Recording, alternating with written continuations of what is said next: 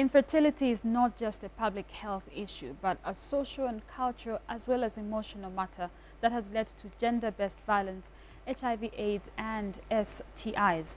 This is because people resort to having multiple sexual partners as they look forward to parenthood. But there is a school of thought that a woman or man is more than a mother or father regardless of their fertility status. And so, what is being done to address issues of infertility and to destigmatize infertility? Is society embracing the adoption of children to fill that gap? Welcome to this week's edition of Your Platform. I am your host, Pennifer Nyirenda. But today we are looking at destigmatizing infertility. Do stay tuned and join us on the other side as we get in detail on this topic.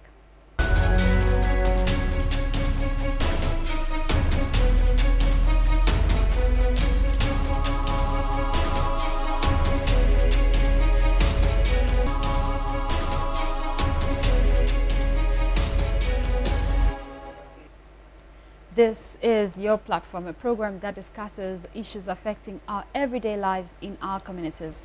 And to help us discuss our topic for today, we have several studio guests coming from the Ministry of Community Development, a representative of the Ministry of Health, who is also the Medical Women's Association of Zambia president. We also have Families and Nations, and last but not least, Embrace Zambia. I must also mention here that we'll at a later stage feature the First Lady, Mrs. Esther Lungu. As some of you, our viewers, may be aware, the First Lady is the ambassador for a campaign called Make More Than a Mother. She's, however, not here in the studio with us, but we did speak to her in a separate interview earlier today. For now, do help me welcome our studio audience coming from Families and Nations. And so, opening our show today is Dr. Sharon Kapambwe from the Ministry of Health. And of course, she's the president of the Medical Women's Association of Zambia. We'd like to welcome you to Your Platform. Thank you so much for having me today. Great. So you're basically setting the tone for us on our topic today, which is destigmatization of infertility. But let's start off by you enlightening us. What is infertility? Infertility is the inability to conceive within 12 months or more in a sexually active couple. So what we're looking at is that this couple is sexually active, not contracepting. That means they're not using anything to stop them from getting having a child or conceiving. And it's also looking at the couple that also has a desire to conceive. So that's why sometimes when people put pressure within a month of a couple getting together, when they come to the hospital or they go to the health facility, they'll be told that, no, you wait, because we know that 85% of those will be able to conceive within the first year. So a couple that is not having protected sex, so they're having unprotected sex, they are not using any form of contraception, they have a desire to conceive and have not conceived within 12 months or more, then we're going to call that infertility. Are there specific causes for this? I don't know if you refer to it as a condition. It is a condition. What are the causes? When you look at females, one of the things that we should talk about in both the male and females is looking at the society that we have today. Just age. So you find that as a woman, people always refer to this biological clock, and you find that as women get to an age of 35 or above, there's a rapid decrease in the eggs that they have. And you find that also sometimes the quality of the eggs is not as good as it should be, and you find that we do have an increase in genetic abnormalities. But when you look in our setting, one of the major causes that we have of infertility is sexually transmitted infections, which are causing tubal blockage. So the tubes of a woman are blocked because they've had an STI, the sexually transmitted infection, or they have had what we call a pelvic inflammatory disease. And this is also that is affecting the womb of a woman, that you find that they are failing to conceive. When you look at the uterus, the ovaries that are involved in a woman, there could be also issues that the woman could be having fibroids. There are certain types of fibroids which could be growing within the uterus that the woman is failing to be able to conceive. There are also issues of the ovary that a woman could be having, they could be having ovarian cysts that could be preventing them from getting pregnant. You find the other things are even some diseases, what we call polycystic ovarian syndrome that could be present in a woman. We have women who have thyroid problems that could be affecting them from getting pregnant. And then we look at certain lifestyles. You find that women who smoke, they drink, there could be a reduction in infertility. Then we look at the men. It has to be issues of them, the sperm that they're producing. Is it active, which we could talk about motility of that stain, or do they have the right count of sperms? And sometimes you find that even just they are not producing sperms as well. They could be having what we call an ejaculation or something like that, but there's nothing that is in there. In medicine, we'll call it azoospermia. So there are issues like that. There's also that the quality that is being produced is not right. The same issues of lifestyle are also going to go into men. They could be also having the same, because, you know, there are tubes even within men that could have been destroyed because of infections. So are some of these conditions, or all of them, reversible? So when you look at it's at different levels that you're looking at. And as we look at reducing the stigma, raising awareness, if these infections are due to diseases or STIs like gonorrhea, chlamydia, that people are getting, what we want is to make sure that people can be able to be treated for this, because these are treatable infections that people are having. So if we raise awareness that, you know, if you know you're having a burning sensation when you're urinating, or if at all you have had these infections in your life, please let us know. We could prevent this, or we could prevent some of the infertility that we have if we raise awareness on the causes. If we're talking about issues, so on the level, if somebody has fibroid, there are certain operations that can be done on this woman, which can help increase the chances of them conceiving. Even for men, we try to see the sperm count and give a medication. And then I'm sure when we get to very severe cases where we know that, you know, these tubes are not what we call patency, these tubes are blocked, they're not going to be able to do something about it, or this man does not produce any sperm at all, then we look at what we call IVF, which is really the extreme form that we have. And when we say in vitro fertilization, vitro just means outside. So we are fertilizing outside the body, and when it's ready, then we put it back into someone's body. Are there measures that are being implemented to try and deal with some of these infertility cases? We're going to start training of infertility experts, because we need to have doctors who have been trained on how to handle infertility. And what we're looking at is having infertility clinics for a start in every province to ensure, because think about it, if it's expensive for me in the urban area, what more for a woman who's not working and they're in the rural area? It's even much more expensive. So looking at setting up infertility clinics in these provinces. We also have the women and children's specialized hospital that is coming up.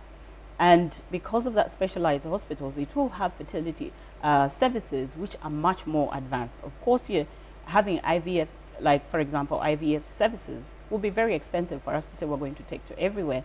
But we must be able to do the basic investigation, the basic management. Like I have said, if we're looking at issues of management of women who are coming, to be able to say, okay, your tubes are fine, you know, we have checked your sperm count for the man, and these are things that should be basic in a clinic that we should be able to do. So the government is working actively to ensure that these go to various parts of the country. Great. Well, I think that's a great opening for our show, for people to get to understand what infertility really is, and already you've gotten into interventions. But for now, I'd like to say thank you so much for setting the tone. But before I let you go, we'll quickly shift to our audience and just get their thoughts really on the topic for today, which is destigmatization of infertility. Any thoughts? If you could also just tell us your names as well. My name's Angela Vitembo. I would love to ask the doctor over the same program of infertility. What measures are you taking to educate the people out there? If you may respond to that. Yes. Our role as the Ministry of Health is to educate, raise awareness, work with different people, have real life stories, because there are stories everywhere of how women have suffered for so long and kept quiet about it, and we have told them, you are the problem. And they go to the extremes. Even men, some men, I must say, some men do come through with their wives, and they also get investigated. but the percentage of the men getting investigated is very low. And that we need to change. That we need to go to the grassroots, because the problem is at every level. Is there anything tailor-made as was asked on couples? I must admit that we haven't done as we should. So this raising awareness, what we are starting now to even be here and talking about the stigma that is associated with infertility, is really breaking those grounds. We must go further and talk about it, that somebody can be able to know that I'm not able to have children. What are my options? And we should be able to talk about it openly as society.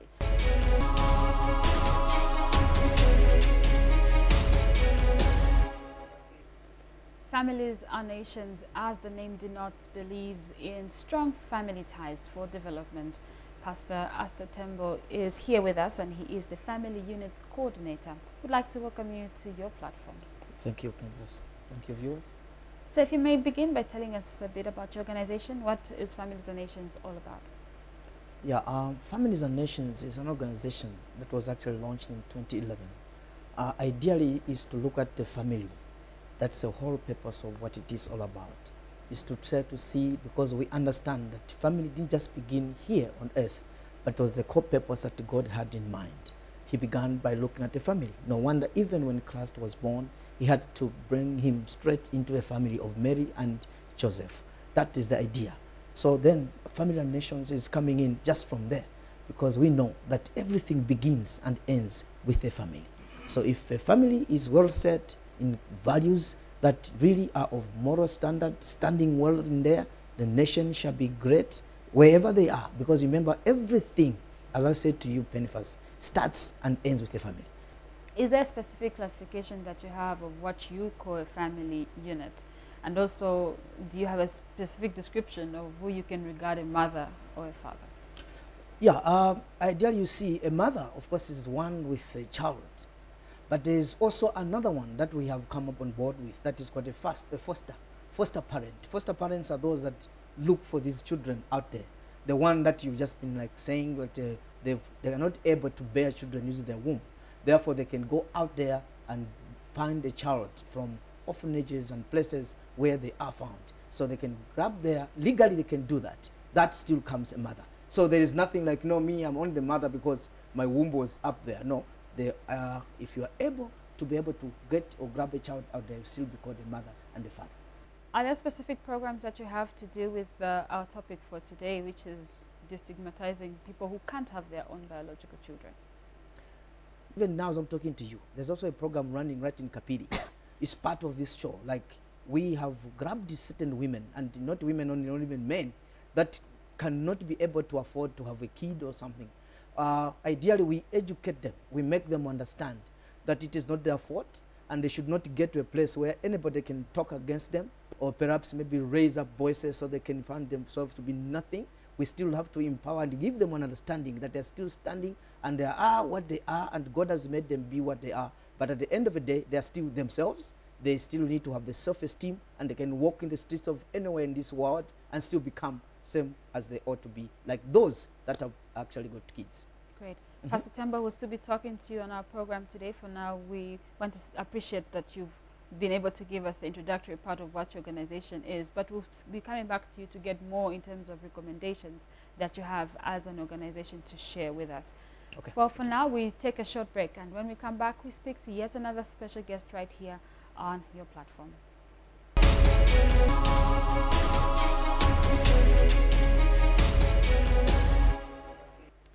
Thank you so much for staying tuned to this week's presentation of Your Platform. Now, Embrace Zambia is a Christian organization which provides training and information to couples and individuals who want to adopt a child. On set, I'm now joined by the chairperson, Bishop Frank Mwinga, who has been with the organization for almost 9 years now. Welcome to the program. Thank you very much. Well, firstly, tell us about your organization. Embrace Zambia is an organization which was launched in 2011, and our purpose has been to go out there and recruit Christian families in the churches so that they can come in, and we train them, working together with Ministry of Community Development and Social Services, work together with them so that the people that we train then they can have the opportunity to adopt or to foster to adopt. And at the moment, we're working together with the government, like I said, with the Minister of Community Development. Okay. So how do you relate to the subject of infertility, and is there anything that you're doing as an organization to try and destigmatize this issue? At the moment, we are teaching about that God prepared family for the child. Because as you know, as we go back to the scriptures, we are learning about that Jesus was fostered because Joseph was not the true father to Jesus. Yeah, and that's what the scripture says. So it means that if Jesus was fostered, it's possible for a family to foster a child and get that child and become your own. Now, are there specific challenges that you can highlight that you've encountered over the last couple of years in terms of going through the whole adoption process for those that you're assisting? Yeah, you know, the way we think in Africa, you know, it's something that is coming in as a new phenomena of adopting. But in one way, I would say that our challenges has been that many people, they don't want to come forth, maybe because they don't have information. And maybe the other issue is that we need to go out into churches, into any ministries that would open up for Embrace Zambia project, so that they are given this information that you can do it. You can get children and foster them. Let me get to Families and Nations, who are still with us on set, specifically to do with issues of perception. And I would want to know what kind of work they are doing, because Bishop has briefly touched on issues around perception, but I would want to also get Pastor Tembo's views on what you're doing as Families and Nations to deal with these negative connotations attached to infertility. Yeah, Penfast, you would wish to know that Families and Nations, we have gone so much into the community itself, deliberately to come to their level so we can be able to understand exactly what they are going through, especially with the issues of infertility. Now, what we've done is to be able to educate them in their language, the language they best understand, and then make them know that this is not something of their making. And at the same time, you know, while we sympathize and do what we can, the other things we are able to do is to bring them forward, because we're working hand in hand with Embrace Zambia also, where we can say, okay, fine, there is this here, the other option, where you can perhaps have a child and see that this is your child you can be able to nurture, to grow in your own home. So we'll be talking to an official from the Ministry of Community Development who will also explain the adoption process, because some people may not necessarily be aware. But out of interest, both of you, Pastor Tembo and Bishop, come from the church. And I'm wondering what kind of role you play as a church to deal with some of these issues. Dr. Kapembo had mentioned that people go to church for prayers because they're trying to seek a miracle, you know, to help them have children. Is there another role that you play as a church? Yeah, people, they need to know. The Bible says, my people perish because of lack of knowledge. But one thing is that when people are taught, they get to know, they have the word, they are able to know that there's sometimes when children are a gift from God. There are two issues here. There's issue of infidelity, but also there is an issue of what? The issue of that maybe God did not give you, because the children are a gift from God. God has not given. And if you are in that position where you are taught that you understand that maybe, like what Doc said, go and do some checkups. Sometimes maybe you have a problem. Okay, you are not able to produce. But the issue that is here is that, according to the church, we give you the word, we help you to understand what the scriptures say, that children are a gift. But now, if you realize that at the moment, maybe your wife, she's okay, and you are okay, and you are not able to have children, this is where now we are coming in to say, we teach, we say, okay, why are you worried? There are so many children today, according to information that we have. There are more than 6,000 children who are in the orphanages there. I won't take you to the issue of people who've been taken advantage of by people who are not necessarily genuine clergymen who have ended up having, I would call it, illegal affairs with women who are seeking for those miracles. But perhaps as we keep going on, I'll bring in our audience who I see are smiling at that thought. I don't know if you've encountered situations with people who have actually fallen prey to some of these things, either from the concoctions that Doc had mentioned, or even looking for these miracle children, as they are sometimes called. Any thoughts from our audience? We have Reverend Chilekwa in the audience. Perhaps he can also help us tackle that issue. Thank you. It's not that I've come across any people who have been taken advantage of Yes, Reverend. in those particular situations. Mm. But I want to say that maybe one issue we have not addressed is, where does stigma come from? Stigma comes from expectations. The Bible says when God made man and woman, he said, be fruitful and increase in number. So when a young man and a young woman get married, the families are expecting that 6 months down the line, the shape of the woman will change. If it doesn't change, you have problems. Are we together? So stigma comes from those particular areas. The church teaches, now you're married, we expect God will bless you with the fruit of the womb. Families also say the same thing. So if it doesn't happen, then you have problems. People are saying, what is wrong? What is the matter? Those are the things that the doc addressed.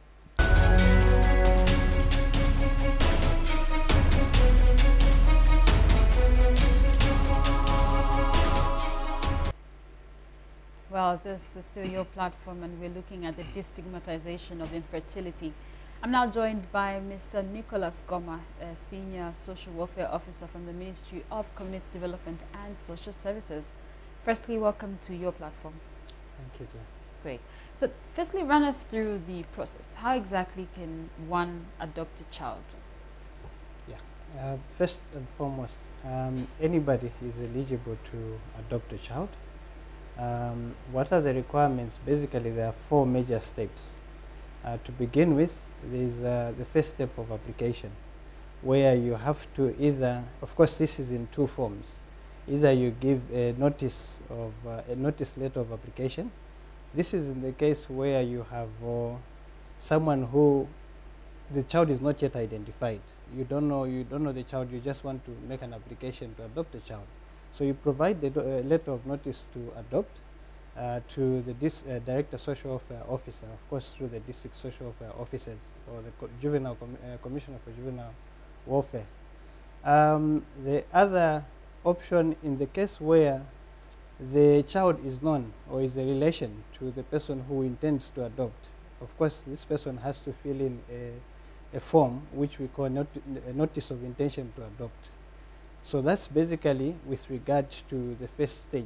So basically it's just to apply so that the central authority, which in this case is Ministry of Community Development and Social Services and the Social Welfare Department, is aware of the intention for a couple to adopt the child.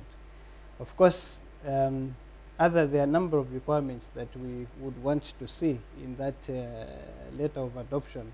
Issues to do with police clearance, medical clearance, and other areas which at least would want to ensure that we safeguard also the best interests of the child and the security of the child that is supposed to be adopted. Of course, after the issues of application, there will be now the second stage of introducing the child and the prospective adoptive parents.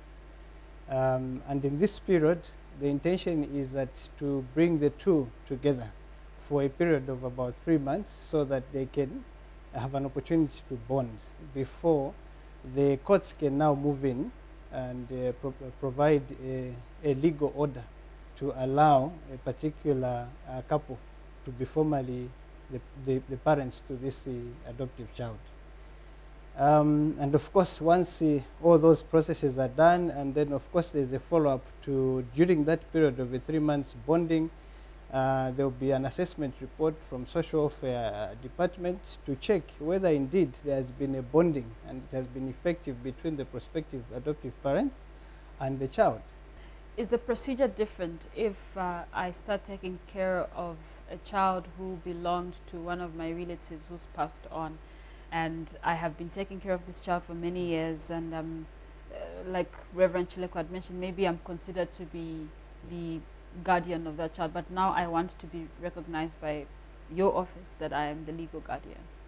In fact, in most cases, those are the kind of adoptions that would even encourage more, because already even it takes care of the questions that we may want to inquire during that period of bonding, the 3 months period, in terms of what are the needs of the child in relation to this prospective adoptive parent.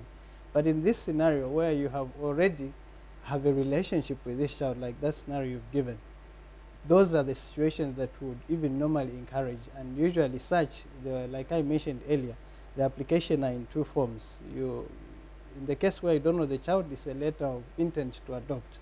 But in this scenario, you are just simply notifying by filling in a certain form, Form 1 adoption notice to adopt, to indicate that of course this child is already known by the family or the prospective adoptive parent. And so the necessary other arrangements, of course, are done through the social welfare department. A social welfare officer has to pick it up to do the other necessary assessments, just to ascertain that indeed, even though this particular person is related to the child, they still possess the necessary qualities and environment that are habitable to care for this child. Great. Thank you, Mr. Goma, for running us through that process, because it was critical for our viewers and, of course, everyone who's part of our program today to understand. We take another break, and when we come back, we'll tell you what's coming up on our show today.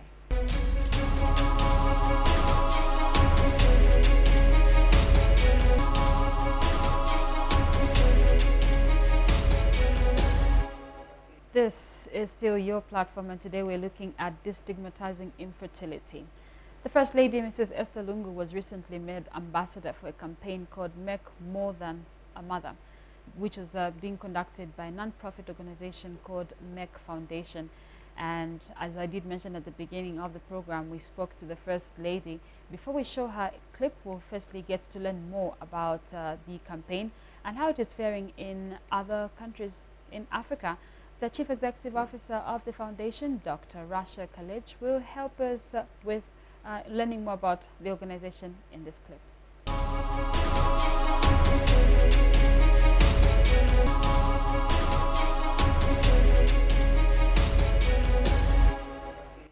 Make More Than a Mother is a historic campaign. Year after year, we have more successes. I remember last year in Egypt when we had the 4th edition of Merck Africa Asia Luminary, where we had 5 First Ladies pledged to be ambassadors of Merck More Than a Mother. And this year we have 9 First Ladies to be ambassadors of Merck More Than a Mother, and continue the partnership of Merck Foundation to empower infertile women across Africa.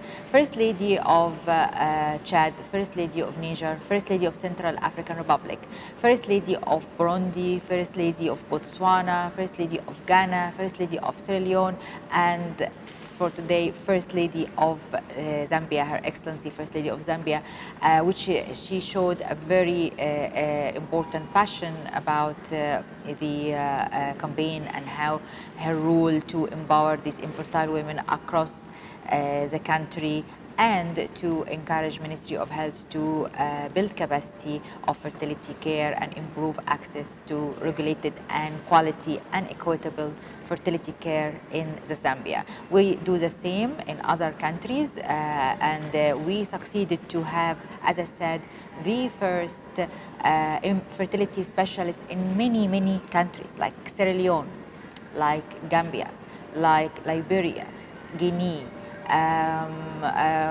Congo, and many other countries I cannot remember now, but also first embryologists in many countries, like Uganda, first embryologist, like Kenya was first embryologist trained by us, and first public IVF center in countries like Rwanda, Ethiopia, and Uganda, and many others will come afterwards. And this is a huge contributions to help the infertile couples mostly infertile women, because she is the one who's harassed by the infertility in the African communities, to find a place to treat them, manage their condition, and also raise awareness about prevention. Because all these trainees, when they come back from the training, what do? They raise awareness about prevention, they sensitize the communities that infertility can be prevented and can be managed, and male infertility is equally exists like female infertility.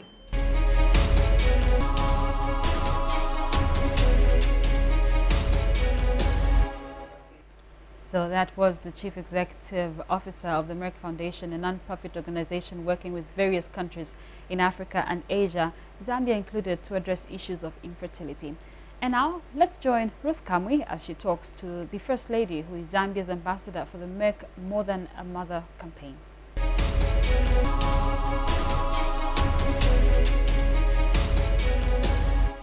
Madam First Lady, thank you very much for according us this opportunity to talk to you on our program, Your Platform.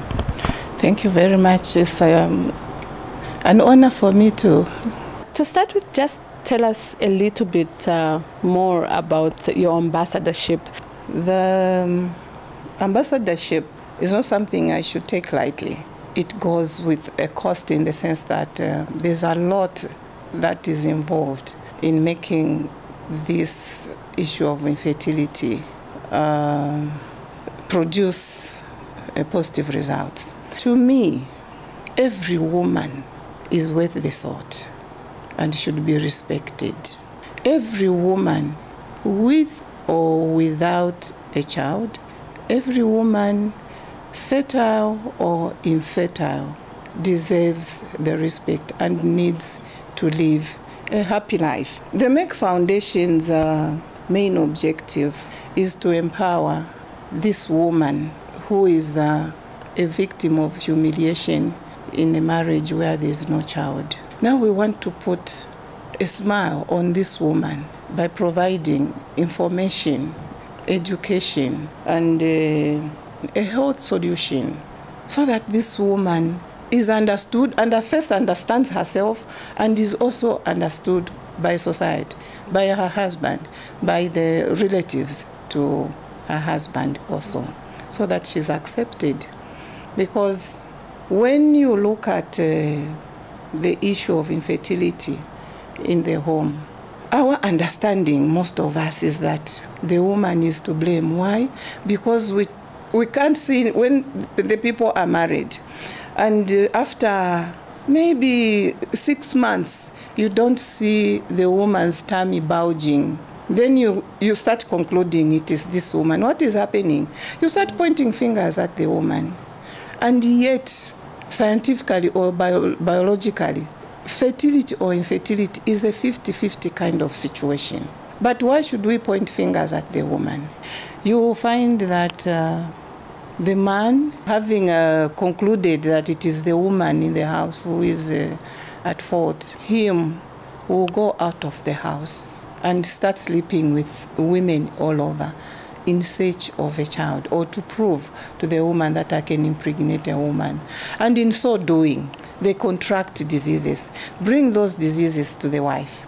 And the wife now gets more traumatized, will not concentrate on the house chores. Mind you, it's not an issue of just looking forward to having your own child. But in that house, in our cultural lifestyles, there are dependents in that house.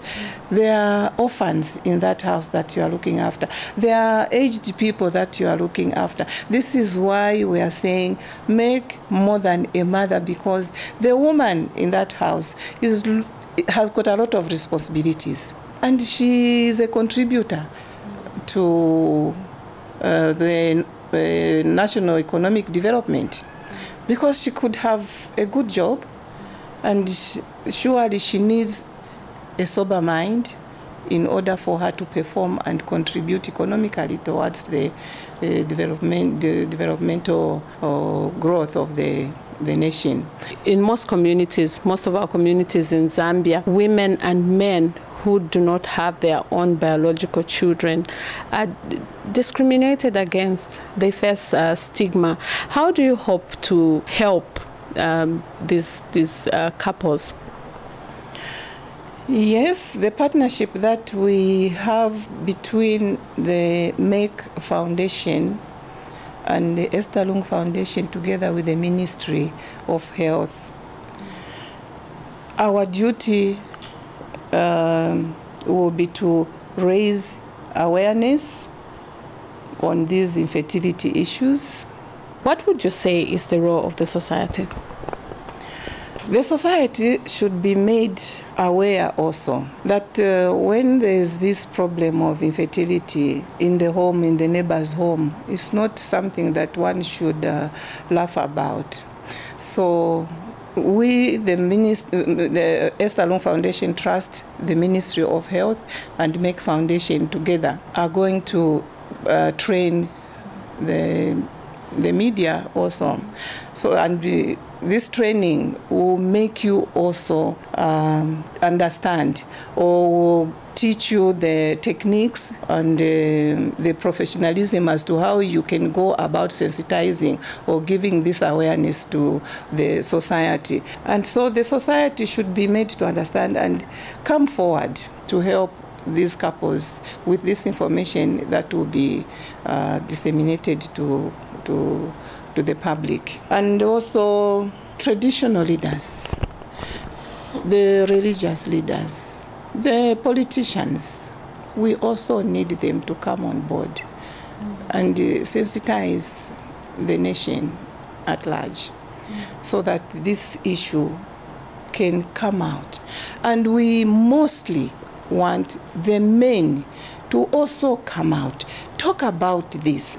Do you think there's political will to fight infertility?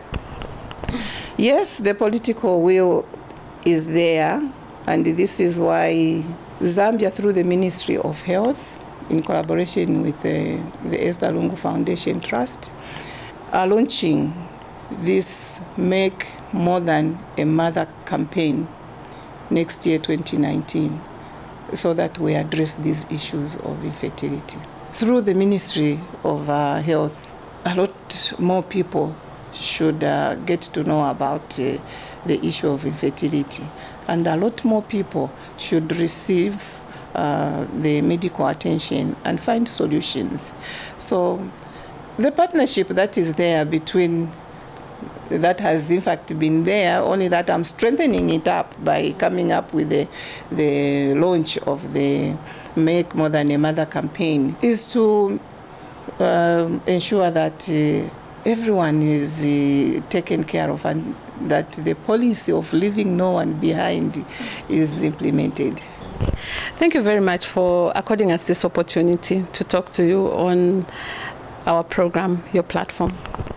You're most welcome. It has equally been a pleasure for me talking to you. Thank you. Thank you so much. Thank you. Well, that's it. I've been talking to the First Lady, Madam Esther Lungu, who is now the ambassador for Make More Than a Mother campaign. Pennifer, pick it up.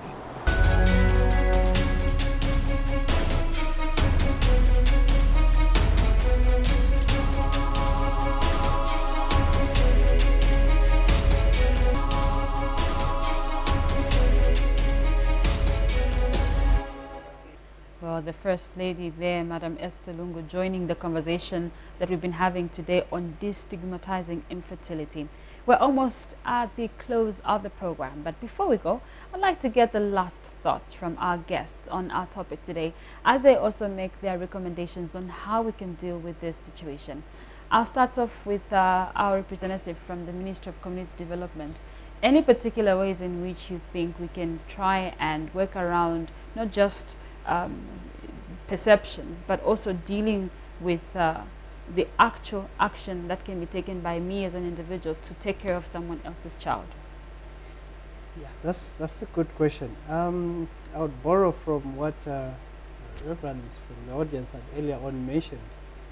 There's a very key point that he highlighted, to say, by virtue of one not being able to give birth to your own biological child, does not deny you the opportunity to be a parent. So there's a difference between the two. And so many times, unfortunately, you find that even every country, including Zambia, we are battling with some of the challenges regarding vulnerable children, some of those living on the streets or staying on the streets. A number of children, more than 6,000 in childcare facilities. Why? Because the birth parents were not readily available to take care of the children. So it's one thing to give birth, but it's another to also parent. And I think what is very key that is needed is to give an opportunity to every child that is in need of care, to provide them that much care that is needed. Your last thoughts, Bishop? Yes, we are still appealing to all the Zambians that are watching right now that we have 6,000 children that are living in the facilities. We are also appealing to you that you can get a child. If you can not have your own, you can still adopt, you can still foster a child. With or without a child, you are still best in the eyes of God. You are a blessing and you are able to stand out there. Then to the churches, please don't just necessarily waste your time to cry too much, to start asking women, bringing all such kind of stuff in the name of wanting to be pregnant. And then you see what? When you promise them too much, you may end up even erring. You may end up doing certain things that are completely out of ethics, why you want them just to get. You have seen even these days where people can even get in UTH. To go and grab a child, the baby out there in the bed. The idea is because he's been promising the husband all these years, and the pastor has been laying hands, laying one hand after the other. No. You see, just understand. Say, okay, fine, this cannot be. But encourage that person, counsel them. Let them understand you can still exist with or without children. I'm almost hearing an amen in the studio, but Dr. Kapamwe, your last word. Yes, please. And coming from the Medical Women's Association as president, one of our objectives is to promote, you know, the health of women, to be able to discuss issues about women's health and children's health, like we are having right now in this platform. And I must say that medicine has moved so much even in terms of fertility. Of course, adoption is one of the things, is just one option that we have in terms of that. I have said one of the main causes of infertility is very preventable. If we can prevent those STI, we can prevent those infections, we will be able to prevent women and men from getting infertile later in life. This year marks 40 years since the first IVF was done in the UK. So we have a lady called Louise Brown, turned 40, and she has 2 kids already. And these are medical frontiers that have come in place. But you find there's also third-party reproduction that we talk about, the surrogate issues that we don't talk about, but somehow, secretly, they are happening. And you know, because they have no legal framework in this nation, you find that women and men and couples are spending too much money because somebody else has carried that pregnancy on their behalf. They can actually have extortion. So we need to come back as a nation and discuss openly what are the options that we have. Again, my emphasis is that, you know, we as women, we as fathers are just more than mothers. We are more than fathers. And that should be emphasized, and we should look at women differently from this program. Absolutely. Well, many thanks to all of you for being our guests today. And also a special thank you to our audience that was representing Embrace Zambia as well as Families Are Nations. This is where we come to the end of this week's Your Platform program. Thank you so much for watching. Do join us next week at the very same time for yet another presentation. I've been your host, Penny Fanyarenda. On behalf of the entire production team, we do say goodbye and God bless you.